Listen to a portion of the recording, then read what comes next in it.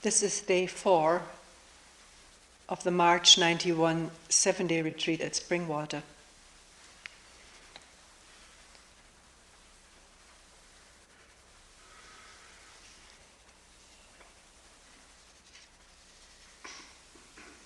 We had a couple of questions left over yesterday. One was, where does attention come from? Is there anything we can do that can lead up to it? I used to think it was willpower that brought about attention, but I don't think so anymore. Also, someone had said, in sitting, I'm constantly expect something to happen any time.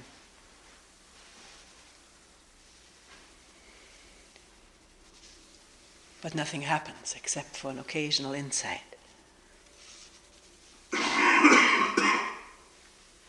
Here are some new notes. Are you saying that fear is always connected to thought?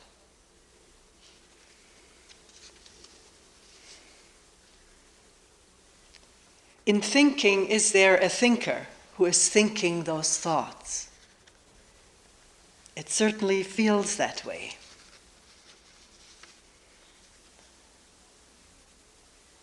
In talking so much about the divisive, self-enclosing effects thinking and thought has upon us, are we giving thinking a bad rap?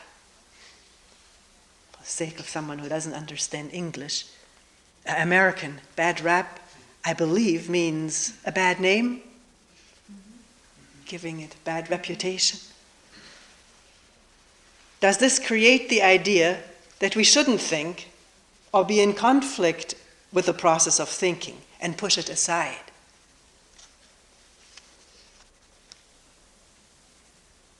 What does it mean to question something? At times there isn't a question in my mind, so should I bring one up?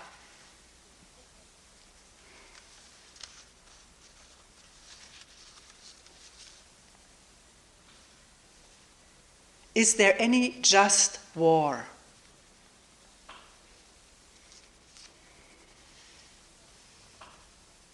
After several days of sitting, I feel calm inside. When I think of the war, the misery among human beings, the broken trees, I wonder how it is that I can feel calm inside. Then I think that maybe I should do something about the problems outside. Yet I also realize that I can't.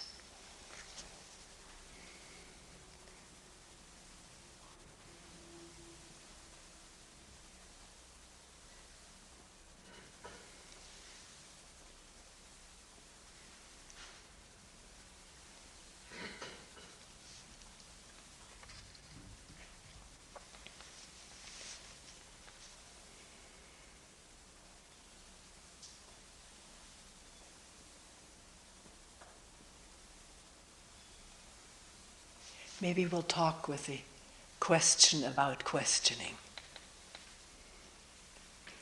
It seems the simplest, the easiest, uncomplicated one.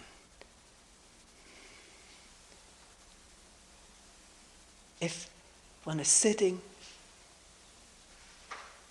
or walking quietly,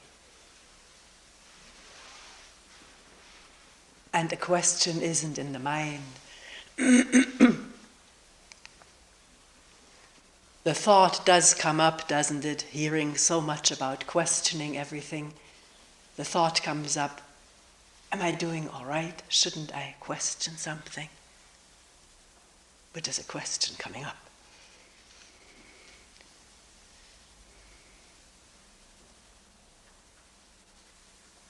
So let's talk a little bit about what it is that we refer to as questioning.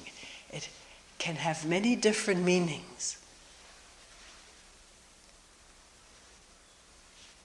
And ordinarily in our life, starting in early childhood, to ask a question means to get an answer.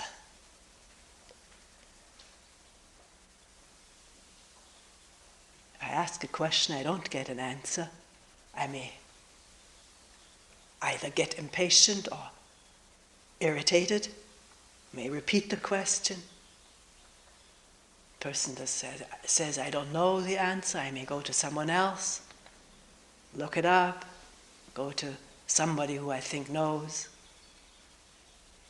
Children begin to ask lots of questions at an early age. It's partly out of curiosity, but I'm quite sure, having observed it carefully, it's also a way of establishing communication, because in asking a question, the mother may answer. Sometimes in a store, a mother pushing a shopping cart with a child who asks all kinds of questions, I've noticed mothers don't answer. They just let the child ask its questions. And then the child is not in communication, and the mother not either. Mother may think, well, these are all irrelevant questions. The child is just trying to control me or something. And it may be so. But early on, to us, questioning means asking for a response from the other person, an answer or whatever. Because in school we ask questions and we're expected to answer. Usually the quicker the better. We are rated better if we answer quickly.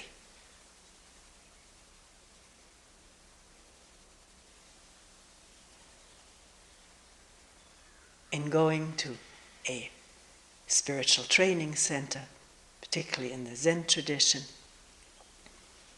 a question may be assigned to us on which to work. It may be not a question that we ourselves have had, or it may be. And usually the questioning proceeds with great regularity, or should at least ideally proceed with great regularity, to ask it on the exhalation, maybe on the inhalation, or whatever the system may be. But to repeat a question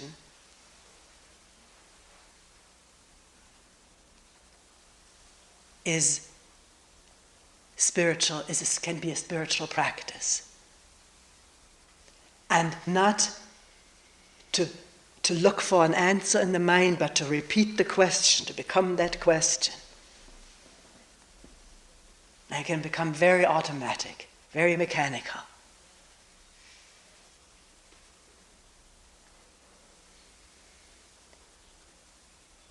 I'm not recommending anyone work up a question in order to be a questioner, or to do something that is expected, that people do here, or as one feels is expected of one, to ask questions.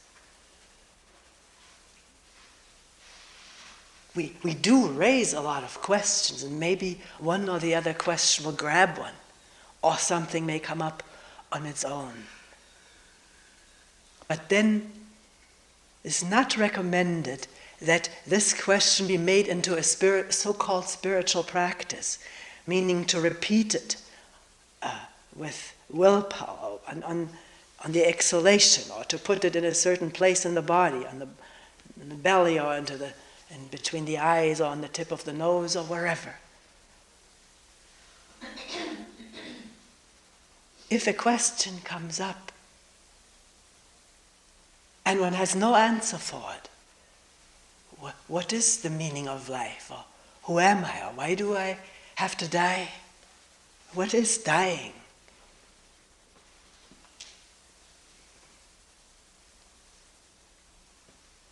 And there's no answer that the intellect can satisfy with.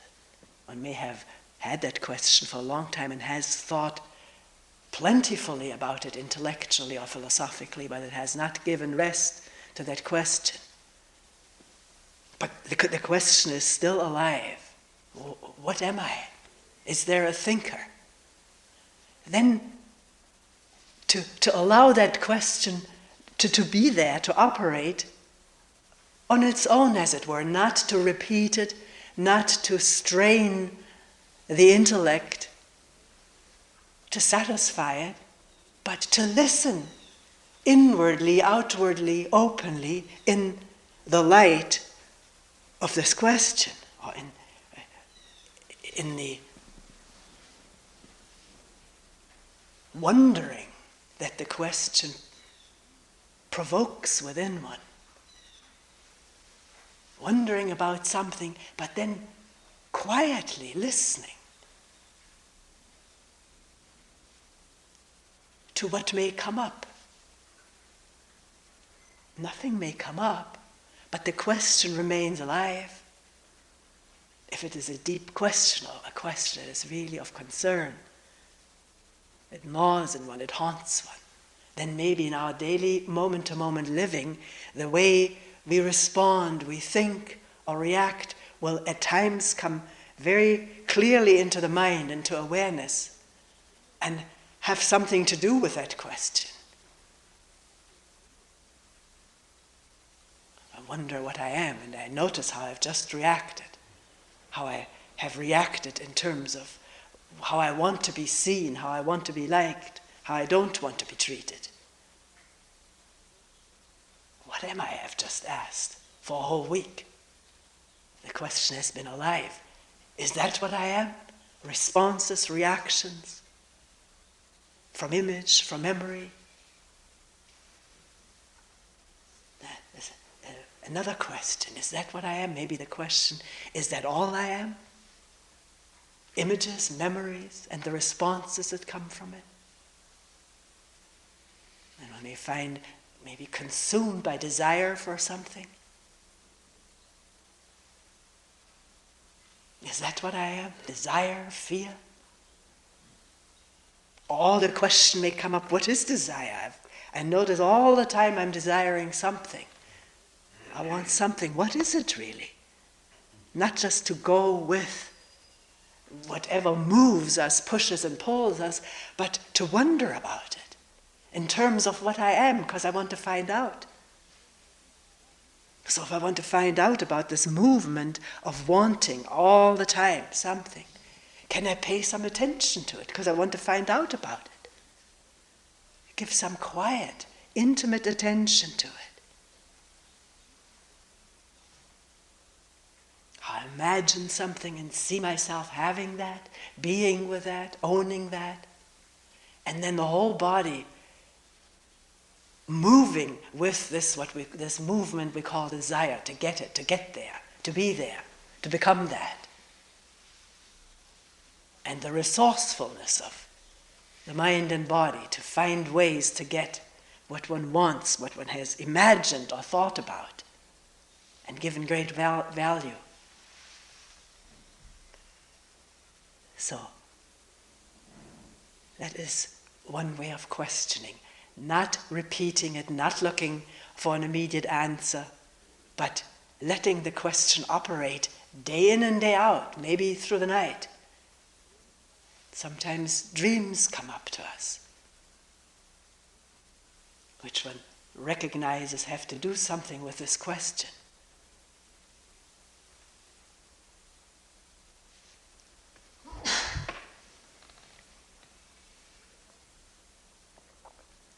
But what about the case that was mentioned? I'm sitting and there's not a question in the mind. Just listening to the drips of the rain and the brightening of the sky. Here, we're assigning words to something because we are talking with each other, but there need not even be those labels. There's just being with what's there. Is that questioning? Not in the way that we just described. But if I'm not driven to say, oh, these are birds and this is the sun coming out and the rain has stopped and I wonder whether the driveway is so soggy now that I can't wear my sneakers anymore. I have to get boots. Did I bring boots? They're going to hurt me. If the mind is openly with what's there, but not immediately getting caught up in this field of knowing what it is, associating with knowing what it is, what it will be like, what problems will come up. There can be a state of not knowing what is, and therefore listening in a different way and looking and feeling in a different way than when everything is labeled, known, associated, responded, and reacted to, which is the state of knowing. In the state of not knowing, the mind is openly receptive.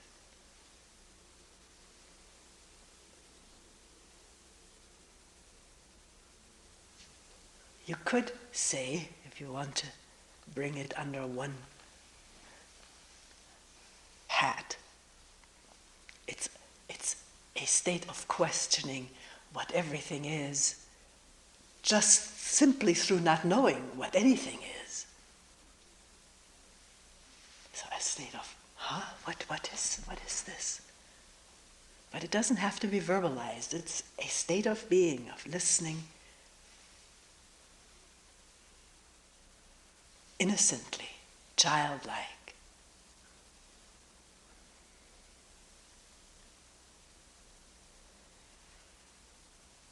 To what's there without knowing what's there, which doesn't mean controlling that no label come up, that no reaction take place. We're never talking about that.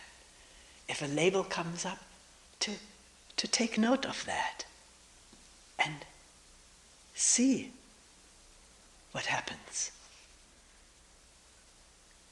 What is labeling? There's a question. What does it do? Does it disturb the openness? Or can it be seen for what it is and it's no disturbance?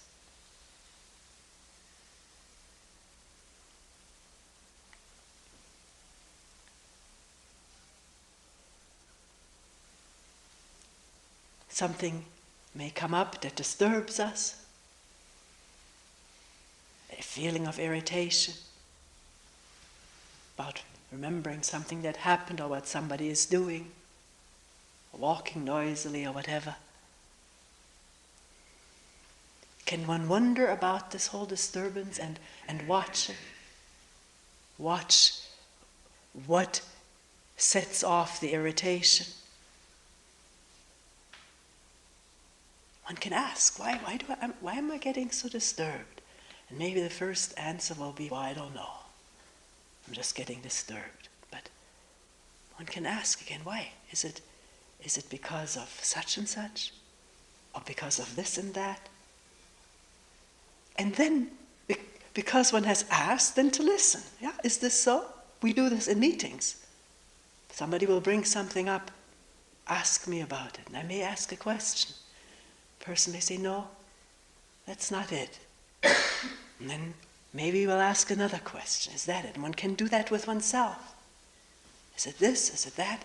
But then, not just from the top of the head, give an answer, but to openly look, listen, ponder, wonder.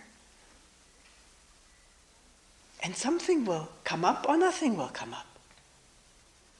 Then maybe another question will suggest itself, which is connected with thinking. So what I'm saying here is there's nothing to be condemned or to be repressed about thinking. It has its function in clarifying up to a point, up to a limit. Maybe one has to go through this clarification through thinking process to exhaust the answers and see whether they satisfy, whether this will finish and terminate the question. If it's not terminated, if it keeps going, then one has seen thinking and bringing up answers from the remembrances and knowledge does not answer certain questions.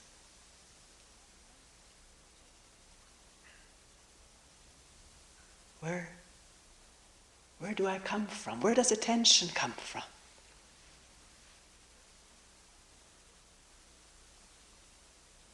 Because one has to be very discerning and critical not to accept an answer which does not fit, which is thus based on belief. At one point one said, well, yeah, I'll believe that. But we're not asking for any belief. Rather leave the question open. And then it will operate and in its own way bring attention, bring listening and looking.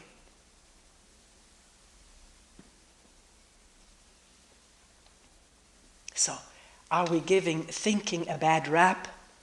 Was the question. Or rather, it can happen so easily in pointing out all the divisive or dangerous, self-isolating consequences, or antagonism-creating consequences that thinking can bring, identifying oneself with what thought suggests as a value. My country, my religion, my group. Myself, the whole investment and attachment to myself, which we have said is to something created by thought. Not to think, there's a suggestion here that thinking should be cut off or pushed aside. Thinking has to be understood by human beings who are so dominated by it, without knowing how dominated we are. Not to cut it off, but to understand it. Cutting off, I just read recently someone saying, would just be like cutting off the tip of the iceberg is cutting off present thinking and then ramming into the bottom.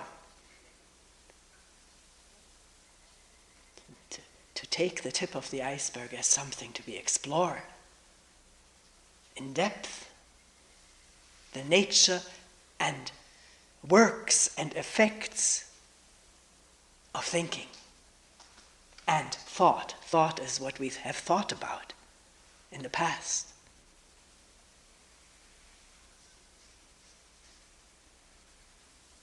Someone mentioned that in a meeting, having had some difficulty figuring out how will I get to a group meeting, because my job lasts almost up to the time that group meetings in the afternoon start. I want to go, but will I be able to get ready? Will I be fresh for it? I won't have had a chance to sit before the question period. And there's a deep-seated thought to people who have practiced in this way that one has to sit before being fit. And I'm not saying that sitting before a meeting has no value. One must find out for oneself, but not assume that it is something that absolutely has to take place, or else I won't be in the right state of mind. So the person caught up with this pondering and figuring out, and will I have time, and should I go or shouldn't I go? I want to go, but and so forth. At one point said, I just brushed the whole thing aside. It was disturbing to the sitting. And later on in the day, found that he had a headache. And in giving some attention to this headache, found that it was this unresolved thing that had been brushed aside. But see, in that there is some seeing. And he reported that the headache went away.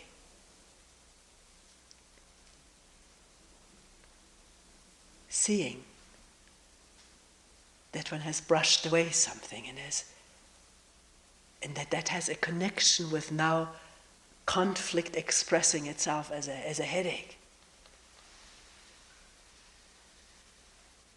We don't have to brush anything aside. We can look at it, see it, understand it. Maybe not know what to do about a dithering mind. Should I do that, this, that? To listen like one listens to somebody else squabble with his husband or wife, her husband or wife. Is it possible? Without getting involved? Well, we do get involved. We do get caught up. And then we wake up again. Come to. And then can one just see what happened? Simply. Without saying, well, I shouldn't be thinking. Thinking only leads to trouble. If those punchlines come up in the mind, to see those two and the effect they have. Putting oneself down. To see how habitual this is. How quickly it comes and how it is the pattern of our life. To constantly comment upon ourselves or to constantly give ourselves an account of how we're doing. How we're progressing or retrogressing. Which has been the way we've been brought up at home and school. To learn about ourselves in a benign, open, gentle way. And allow that the intelligence that comes with such learning to operate. Not what will I do about it. It's such a narrow, narrow field, this I.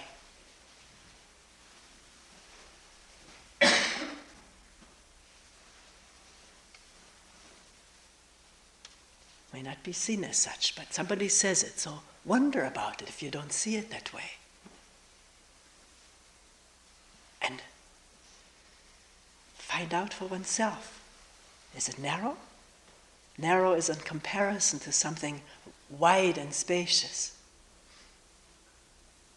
And people who do report about finding moments of spaciousness, openness, can tell how narrowness creeps up the moment the thought comes, oh, what is happening to me? Will I lose my identity? I'm afraid of this nothingness. What will happen to me? Will I disappear? With that instantly the spaciousness is gone. Or the thought, this is wonderful. I want to keep that. This is what I want to keep and hold. Maintain. And it's so noticeable that what was open and empty, spacious, non-conflicting, has become a conflict again. I may not keep it, but how can I? I want to. And then noticing that it's gone, the feeling of loss. Straining to get it back, which is dominated by the thought and the remembrance of what was and the projection I could have it back. And all the while not in touch with the space that's always there.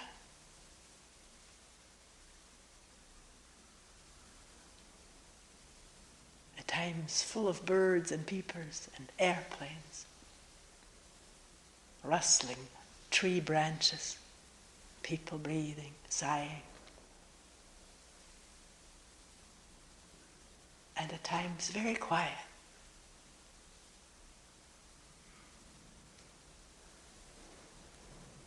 Actually, the sound of the wind need not disturb the silence if it is not reacted to. That's how we started out, reacting and labeling.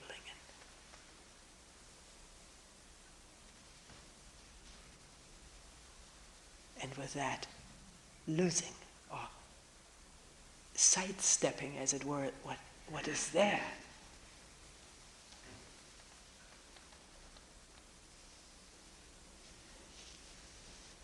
The question whether there is a thinker who is thinking the thoughts.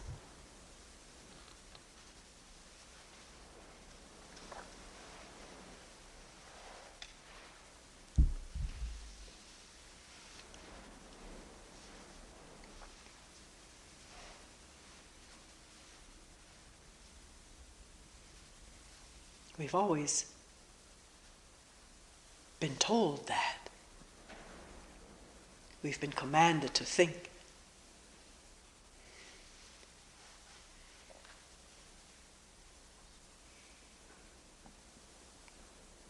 A very impressive monument of the thinker. It's all crumpled up, lost in thought, head bent over,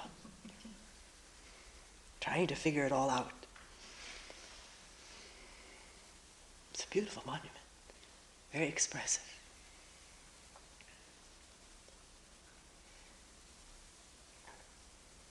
And of course we speak of our great thinkers.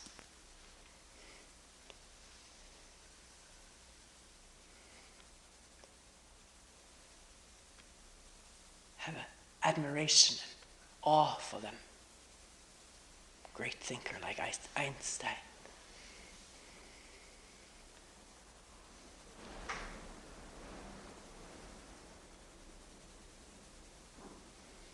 Is there a thinker?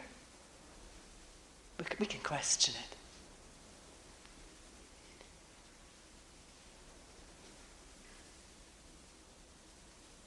If we say, well, all I'm using that label thinker for is a human being engaged in the process of thinking. That's what I call the thinker. Well, we are engaged in the process of thinking. But do we have to think of ourselves at that moment as a thinker? Because this is where it starts, assuming that there is someone from whom these thoughts issue, often at will. We think at will. One wills to think in a certain way, or one wills not to think in a certain way. So, the brain with its processes is free to posit a thinker, free to say there is a thinker, and attribute thought to that thinker. Brain here, let's just mean by brain the whole process of thinking and remembering. Has more functions than that. Thought can posit a thinker, right? Thought can say there is a thinker and say I am coming from that thinker. Thought can do that. And then because one has always thought this way and everybody else also thinks this way, there's the thought that this is true. That there's a separate entity doing the thinking. Just as one feels that there's a separate entity doing the experiencing or doing the perceiving. This morning we were engaged in discussing a deep feeling that there is a perceiver of what is being perceived.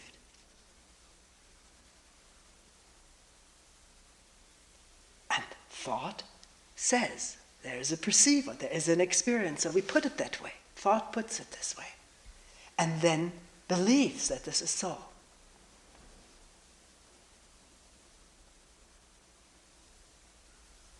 Or could it be possible that there is just a stream of thinking, a stream of thoughts and remembrances? And in that stream, one thought, thinking, it is the thinker. And then thinking accordingly, as though it was a thinker. How can we ever get at that? To find out for ourselves whether there is such a thing as a thinker, a separate thinker, or whether it's only thought. Well, one has to grapple with it for oneself, find out. When I think right now that I'm a thinker, it's a thought, isn't it?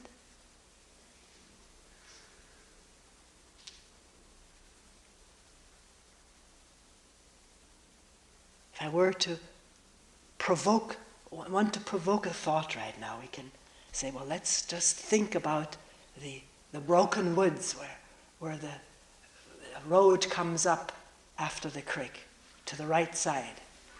And we can all think about that, can't we? Because somebody said something and the memory is evoked in the mind, the way it looks. We can think more about it. If we're in charge of taking care of trees here or road maintenance, one will think, how am I ever going to get rid of all of those broken trees? What will we do with them?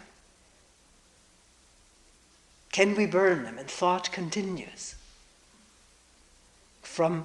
Starting from that memory of the field of broken trees and connecting with thought about what to do with it, where will it all go? Because partly one's job is to maintain order here. A child looking at that wouldn't think that way. Has not much memory deposited yet of what should be done with something. But from all our memory training, our responsibilities issue thoughts. And our training responsibilities is fixed in memory.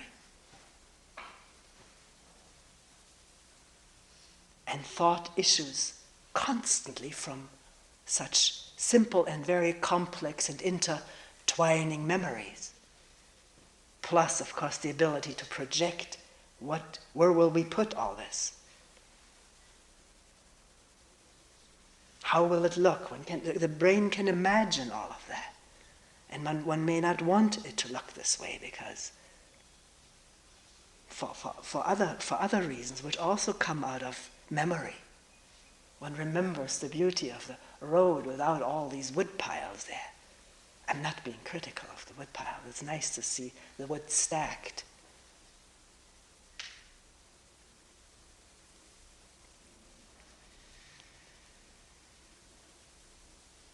So one can look at all of that and see it coming out of what has been happening to this mind and body for years and years. Learning, training, memories, experiences, know-how. All of that contributes to thinking. It is all held in memory. And the ability to imagine what will be. And thinking from now to then, what I can do to bring this about, what I desire to happen, to the woods, to the wood, and to the highway.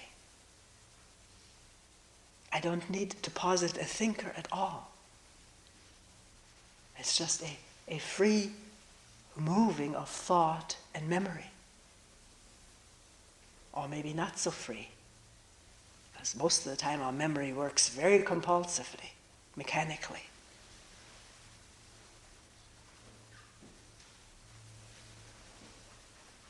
And then we say, I am compulsive, and attribute this to an entity which we say is me. And with this attributing to an entity, a thinker or a doer, is so much easier to blame and to find fault, to be guilty, feel guilty. Whereas if one were to observe, able to observe alone or together the processes that are at work, one may find that blame has no place. On the contrary, it confuses clear thinking because it brings up emotions of guilt, trying to make up for it or deny it, which all impacts the clarity of thinking. This is very close to my heart to talk about that. I feel a lot of rustling. I don't know whether people want to hear about it. To not blame ourselves or each other, but to look what's actually happening in ourselves, and therefore the same thing is happening in other people too. And not fixate on entities that are doing this, but on this whole process of consciousness, to try to probe it, inquire into it, look into it, as it happens and reveals itself in ourselves, without this fault-finding compulsion, and therefore no guilt. if guilt comes up, to probe it, what is it? And trace it out. How does it arise? What does it do? And does it only contribute to this feeling of entity? It strengthens the feeling of me and prevents with that an openness of looking and acting now. If I'm so guilt-ridden now, I'll do the same thing that I feel guilty about I did before. Can one see that? In whichever way. Don't just say, well, I just see it intellectually. That's important too, to understand this intellectually. Intellect is a very powerful instrument and can do a lot of harm by not understanding something clearly and therefore assigning blame and guilt.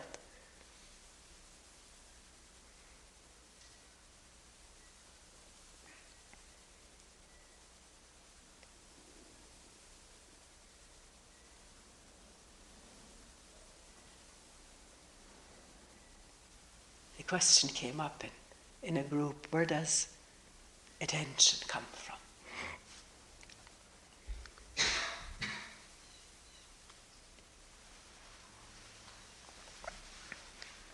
Because without attention and awareness, the mechanicalness, the automaticness of thinking and reacting just keeps going on and on and on and on.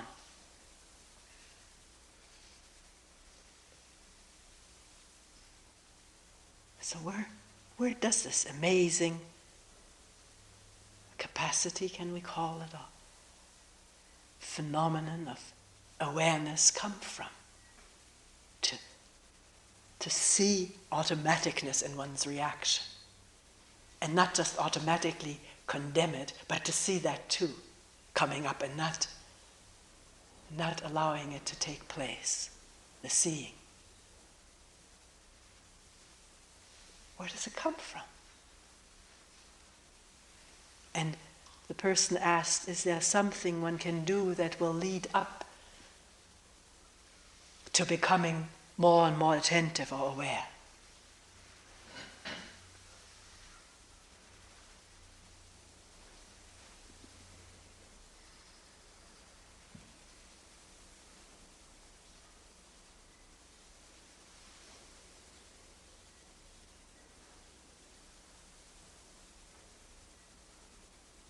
Why is one asking the question, where does it come from?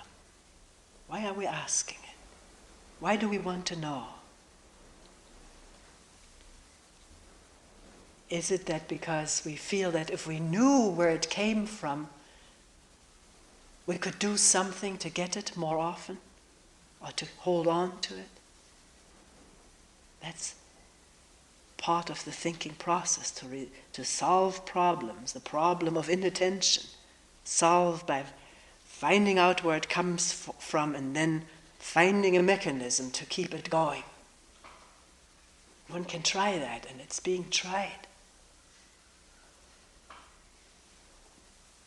Ways of becoming or being more attentive. And maybe up to a point we can be more attentive.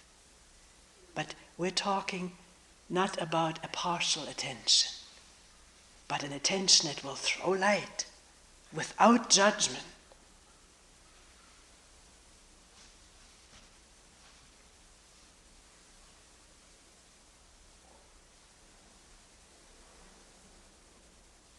Without further dividing up me and you.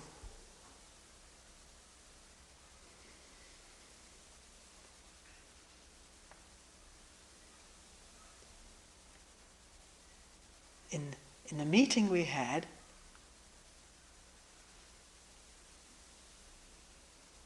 we just said, I don't know where it comes from. I really don't know. It doesn't come from memory. Remembered attention is not attention, is it? It's a memory. It doesn't come from memory. What comes from memory is thought. How it was when I was attentive, and what I saw.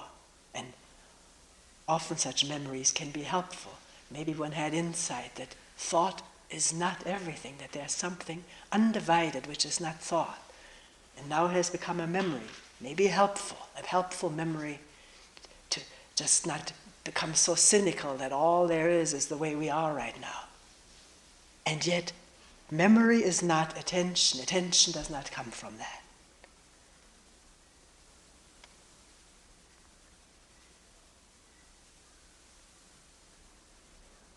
An attentional awareness which is whole, not cut up into you and me and my fault and your fault, and which is just light. Light, by light I mean not the experiencing of fireworks or something. Seeing. So in saying, I don't know where it comes from, someone seemed to understand. Yeah, one doesn't know. I don't know. So there's no need to ask that question any further. Because with the question, where does it come from? There's a straining to get it. And a will to obtain it, to achieve it, to keep it. And that will and that strain is always connected with me wanting something to help myself out of my feeling of fragmentedness, partialness, separation. And all the things that come out of that feeling of separation, wanting to alleviate it or do away with it, be done with it, only create more of it.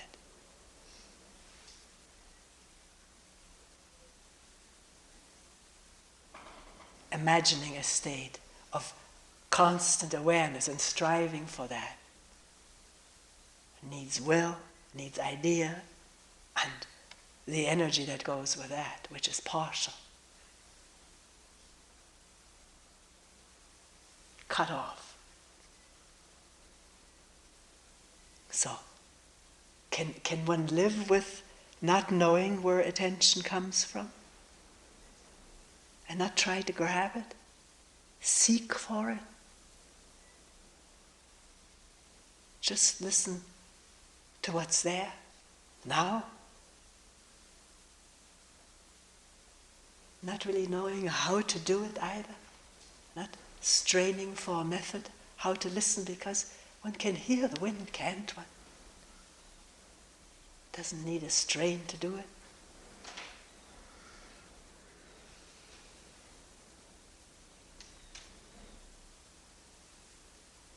Probably much more attentive or aware than we realize, because thought immediately overlays it, saying I want more, or I did wrong, I was off, I should have been attentive,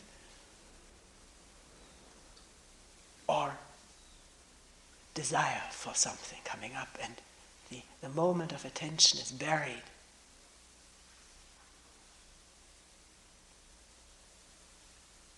So, is it something that's there when we don't look for it, when we don't want it or strain for it? And just look and listen, humbly as it were, simply, without ambition, to become something, to be somebody.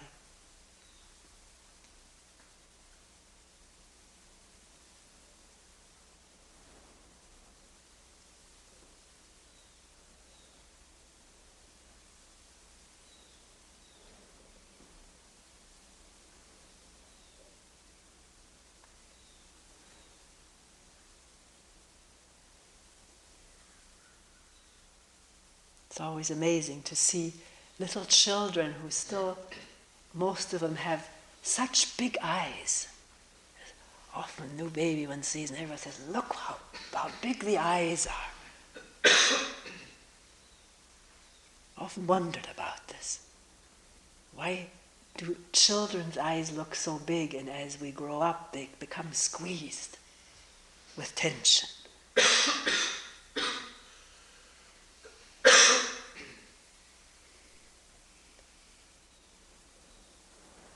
Maybe it's a difference between looking and trying to see something. or get something.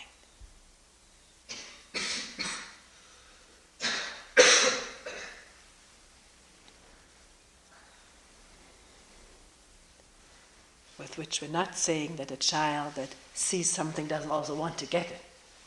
Hold it, lick it.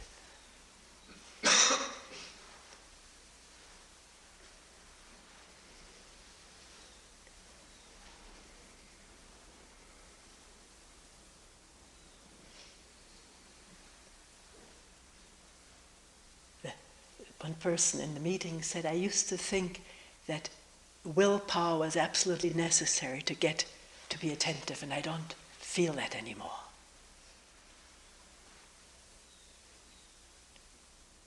One has to watch the will, not just assume about it that this is what we need to exercise, but look at it, watch it. And when there is a moment of attention which came completely uninvited, was there willpower?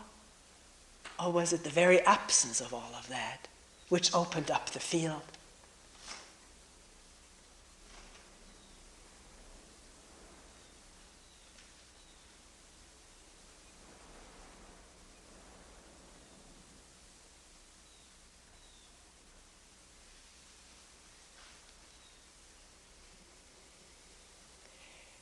We will end here for today.